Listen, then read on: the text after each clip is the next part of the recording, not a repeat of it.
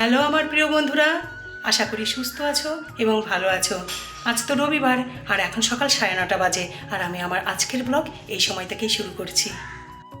আর যেহেতু এতটা বেলা হয়ে গেছে, সকাল 9:30 বেজে গেছে, তো আমার তো অনেক কাজই কমপ্লিট হয়ে গেছে। আর বড় অফিস চলে গেছে, আমার টিফিনও রেডি হয়ে গেছে তার আগে। আর এদিকে দেখো, আজকে দুজনই বাজারে গেছে, মানে ফুল আর প্রসেনজিৎ বাজারে গেছে, আর ইনিও বাজারে গেছে। তো দুজন দুজনের মতন বাজারে গেছে।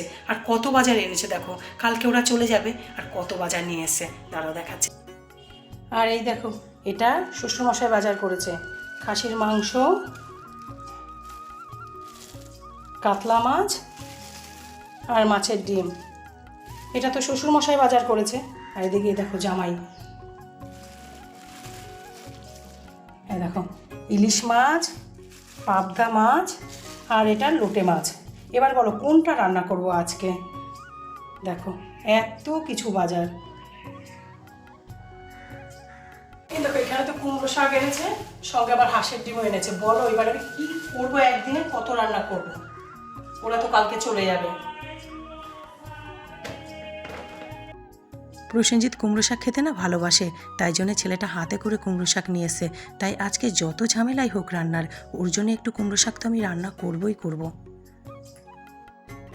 আজ যা যা রান্না করব সেগুলো কেটে কুটে গুছিয়ে রেখেছি জানো তো। আর যেগুলো এক্সট্রা বাজার সেগুলো পুরো ফ্রিজে উঠিয়ে দিয়েছি। আর এখন দেখো আমি গেটের কাছে এসেছি। আসলে কি বলো তো, ফুলকে না পাঠিয়েছি একটা সর্ষে পাউডারের প্যাকেট আনতে, সেটাই দেরি হচ্ছে বলে একটু গেটের কাছে এসেছি। আর দেখো, বলেছি না আমাদের সামনেটা কি বিভৎস অবস্থা। তোমাদের সঙ্গে হয়তো আগে আমার শেয়ার করা হয়নি, নাকি কোনো ভিডিওতে করেছি খেয়াল নেই, এই মুহূর্তে আর কি মনে পড়ছে না। দেখো সামনেটার অবস্থা, এটা কি কোনো রাস্তা? তাও আবার শহরের মধ্যে। দেখো মেন জায়গার মধ্যে, শহর বলতে কি একদম রূপনারায়ণপুরের মেন জায়গাতে আমরা থাকি জানো তো। সেইখানকার রাস্তার অবস্থা দেখো কি। গোটা রূপনারায়ণপুরে আর কোথাও জানো তো এই অবস্থা হয় না রাস্তার। কেন জানি না আমাদের এই সামনের রাস্তাটাই এই অবস্থা হয়ে যায়, সেটা প্রতি বর্ষাতে জানো তো। তবুও দিনের বেলা তো একরকম মানুষ সাইড দিয়ে একদম ঘাসের এখান দিয়ে হেঁটে হেঁটে যাচ্ছে। এটা রাত করে বলো তো কী অবস্থা। একবার পড়লে না মানুষ আর রক্ষে আছে। আমরা তো রাত করে জানো তো এই আমাদের এই পাশটা দিয়ে যাতায়াত করছি না, আরেক সাইড দিয়ে রাস্তা আছে সেখান দিয়ে যাতায়াত করছি।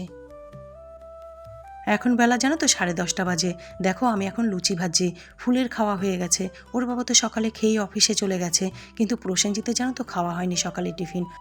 ও বাজার থেকে এসেই না নিজের কাজের জন্য একটু বেরিয়েছিল, তাই জন্য 10:30 বেজে গেল না, ওর এখনও টিফিন খাওয়া হয়নি। এই যে ওকে আগে দেবো খাবার, তারপর আমি নিজেও খেয়ে নেবো।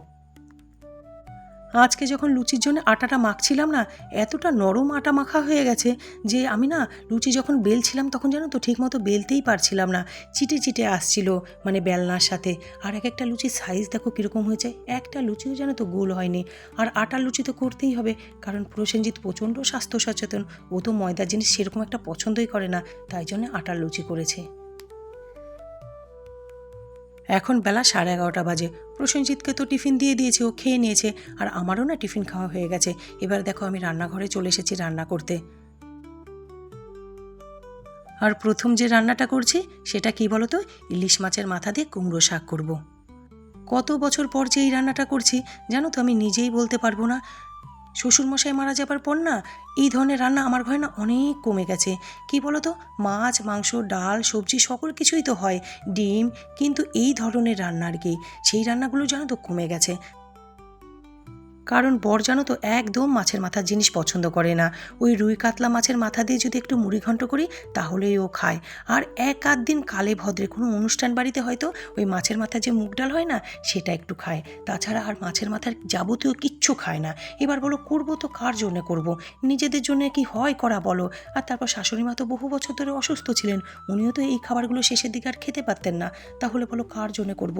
আস্তে আস্তে না এই ধরনের রান্নাগুলো জানো তো একদম কমে গেছে। আর এদিকে তো আমার কুমড়ো শাক রান্না চলছে, কিন্তু কুমড়ো শাক হয়তো আমি মাছের মাথা দিয়ে অনেক বছর পর করছি, কিন্তু নিরামিষে কুমড়ো শাক তো আমি ঘরে প্রায়ই করে থাকি, তাই জন্য কুমড়ো শাকের তরকারি রান্না করতে তো আমার কোনো প্রবলেম নেই। কিন্তু চ্যালেঞ্জিং তো আমার এই রান্নাটা যেটা আমি করছি। এটা কি রান্না করছি বলো তো, লোটে মাছের ঝুরি, যেটা আমি জীবনে কোনো দিন করিনি। হ্যাঁ আমি 2-3 বার খেয়েছি, কিন্তু রান্না কখনো করিনি। প্রসেনজিৎ ভীষণ ভালোবাসে লোটে মাছের ঝুরি খেতে, ওর বাড়িতে নাকি প্রায়ই এই মাছটা হয়, তাই জন্য ও হাতে করে দেখো লোটে মাছ নিয়ে এসে। আর আমি যেহেতু কখনো এই রান্নাটা করিনি, তাই জন্য জানো তো চেষ্টা করছি খুব মন দিয়ে করার।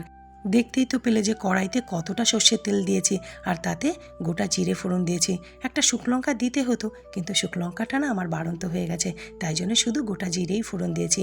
আর তাতে দিয়েছি তারপরে আর কি কাঁচা লঙ্কা, পেঁয়াজ, রসুন, টমেটো কুচি দিয়ে সকল মশলা দিয়ে নেড়ে চেড়ে আগে থেকে নুন, হলুদ, লেবু মাখিয়ে রাখা লোটে মাছটা দিয়ে চাপা ঢাকা দিয়ে দিয়েছি। আর আমি তো রান্না করছি, আর এদিকে জানো তো কী বিভৎস বৃষ্টি হলো, পুরো সাদা হয়ে বৃষ্টি হলো। এখন তাও না একটু কমেছে জানো তো। আর জামা কাপড়গুলো চমকে দিতে একটু আগেই মিলে দিয়ে গেল। ওগুলো এমনি জল ঝরেনি, ভেজাই ছিল বৃষ্টির জলে আরও ভিজে গেল। যাক, এগুলো ভিজতে থাকুক, একবারে রান্নাটা সেরে তারপর জামা কাপড়গুলো নিয়ে গিয়ে ব্যালকনিতে মেলে দেবো। আর এবারে না আমি মাটনটা বসিয়ে দেবো, আর তার জন্য দেখো মাটন আমি ম্যারিনেট করে নিচ্ছি। আজ না অনেকটা মাটন এনেছিল, 1 কেজি, কিন্তু দেখো আমি কতটুকু পরিমাণে করছি কি বলো তো। এক তো ইলিশ মাছ ভাপে করছি, তারপর কি আর মাটন চলে বলো।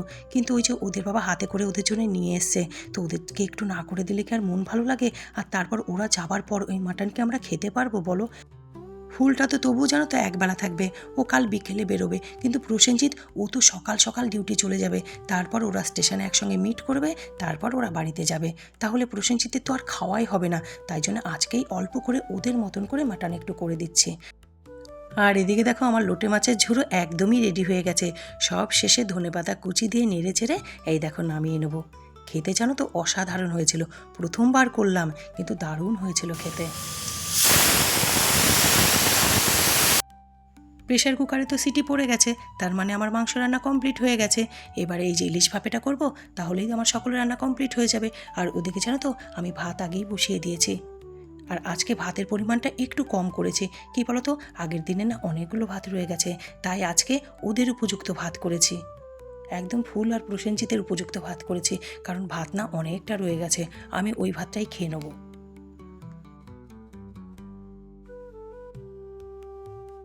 আর এবারে জানো তো আমার রান্নাও কমপ্লিট হয়ে গেছে, আর তার সাথে রান্নাঘরও পুরো পরিষ্কার হয়ে গেছে।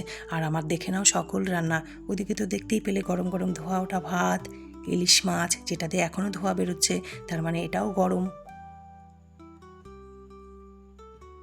লোটে মাছের ঝুড়ি, এটা যে কি অসাধারণ খেতে হয়েছিল না, বলে বোঝাতে পারবো না জানো তো। প্রথমবার করলাম, কিন্তু দুর্দান্ত খেতে হয়েছিল। কুমড়ো শাক, ইলিশ মাছের মাথা দিয়ে এই রান্নাটাও খুব ভালো হয়েছিল খেতে। আজ না সকল রান্নাই খুব ভালো হয়েছিল খেতে। আর এইখানে টকটকে করে ওদের জন্য খাসির মাংসের ঝোল আলু দিয়ে।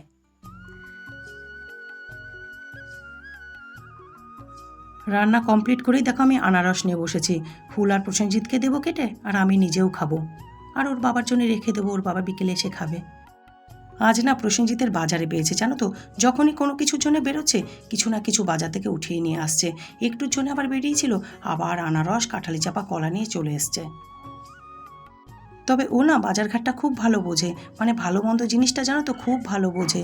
এত ভালো ছিল না আনারসটা, কি বলবো, একদম না টুসটুসে পাকা ছিল, আর ভীষণ মিষ্টি ছিল। আর জানো তো এখন বেলা 3টে বাজে, এই দুটিতে না এতক্ষণে খেতে বসলো। আমি বারবার বলছিলাম যে আমার দেরি হবে, আমি স্নান করব, পুজো করব, তারপর তো খাবো। না, ওরা দুজনেও জানো তো বসে রয়েছে আমার জন্যে।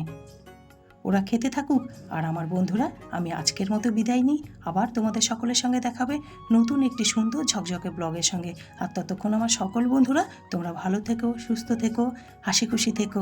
আর আমার ভিডিওটি যদি তোমাদের ভালো লাগে তাহলে একটি লাইক করো, শেয়ার করো, আর প্লিজ আমার চ্যানেলটি সাবস্ক্রাইব করে দিও।